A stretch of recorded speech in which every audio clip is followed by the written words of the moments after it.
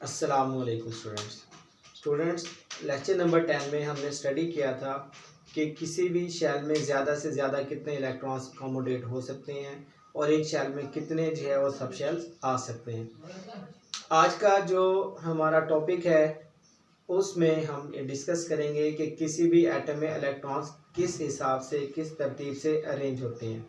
हमने इलेक्ट्रॉन्स की अरेंजमेंट पढ़नी है और इसको हम कहते हैं इलेक्ट्रॉनिक कन्फिग्रेशन।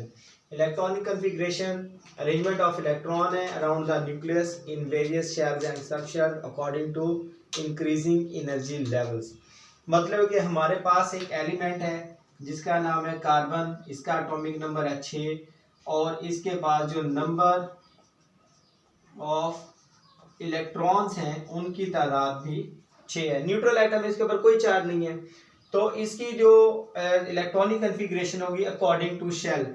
इसके जो के शेल में 2 इलेक्ट्रॉन्स आएंगे और 6 में से 2 माइनस कर दें तो बाकी कितने रह जाएंगे 4, वो एल शेल में जाएंगे। आपको पता है कि एल शेल में 8 से ज़्यादा इलेक्ट्रॉन्स नहीं आ सकते। अगर हम इसकी डायग्राम बनाएं तो ये पहला शेल और ये दूसरा शेल। के शेल में 2 इलेक्ट्रॉन और ये एल शेल है, इसमें इलेक्ट्रॉन्स की जो तादाद होगी वो 4 होगी। ठीक है स्टूडेंट्स, ये तो है शेल्स के हिसाब से। अब हम बात करते हैं सब शेल इलेक्ट्रॉनिक कन्फिग्रेशन की। किसी भी एलिमेंट की सब शेल इलेक्ट्रॉनिक कन्फिग्रेशन लिखने के लिए पहले आपको पता होना चाहिए सब शेल्स की तरतीब क्या है। एक छोटा सा एक रिवायती तरीका है, हम अमूमन बच्चों को बताते हैं कि आप लिखें school school public school public school. यहाँ तक हमारे 20 एलिमेंट्स हैं वो अरेंज हो जाते हैं, पर हमारी जो टेक्स्ट बुक है इसमें फर्स्ट 18 है, तो हम उसी के हिसाब से इसको अरेंज करेंगे। आपने जो है याद कर लेना है SSP स्कूल स्कूल पब्लिक, ठीक है, या फिर सीखो सीखो पढ़ना सीखो पढ़ो। इसके बाद आपने नंबर लगा देने हैं। नंबर क्या लगाने हैं 1 2 2 3 और इनके दरमियान कोमा दे दें। अब स्टूडेंट्स ये तरतीब हमने लिखी कैसे है। तरतीब लिखने का तरीका ये है कि हमारे पास के शेल था, इसका एक ही सब शेल है। आपको पता है कि के का जो एनर्जी लेवल होता है वो है 1। उसके बाद शेल होता है हमारे पास एल, इसके 2 सब शेल होते हैं एस एंड पी और इसका एनर्जी लेवल 2 होता है, तो वो इसके साथ लिख दें। ठीक है जी। तीसरा जो शेल है उसका नाम है एम, इसके 3 सब शेल होते हैं एस पी एंड डी, इनके साथ इनका एनर्जी लेवल लिख दें। एनर्जी लेवल 3 होता है इसका। ठीक है,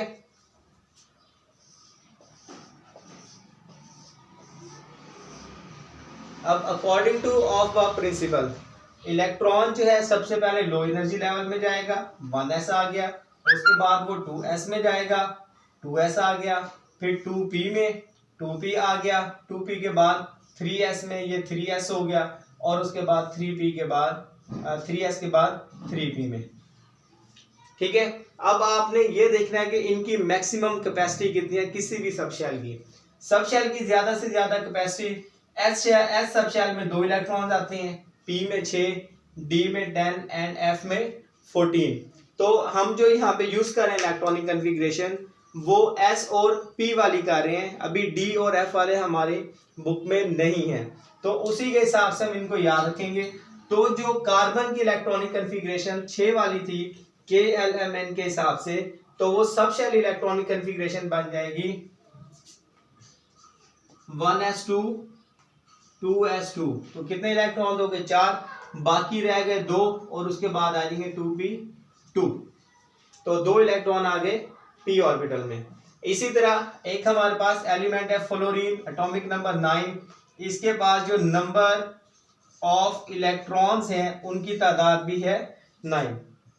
तो शेल्स का आपको तरतीब पता है, उसके जो है 7 इलेक्ट्रॉन एल शेल में आ जाएंगे, के शेल में 2 इलेक्ट्रॉन, एल शेल में 7 इलेक्ट्रॉन।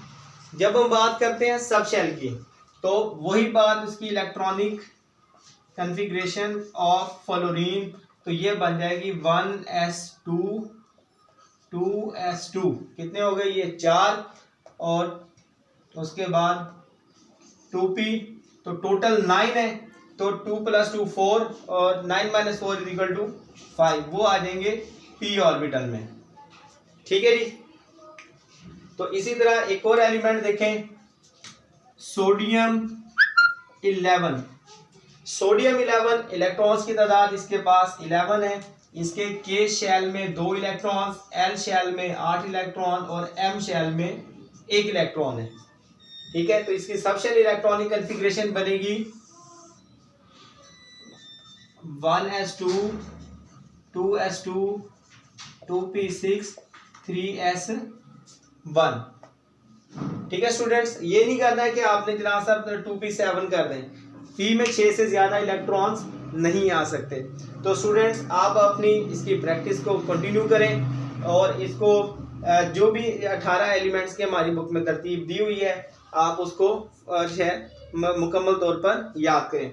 एक और एलिमेंट देख लें, इसमें हमारे पास है फास्फोरस 15।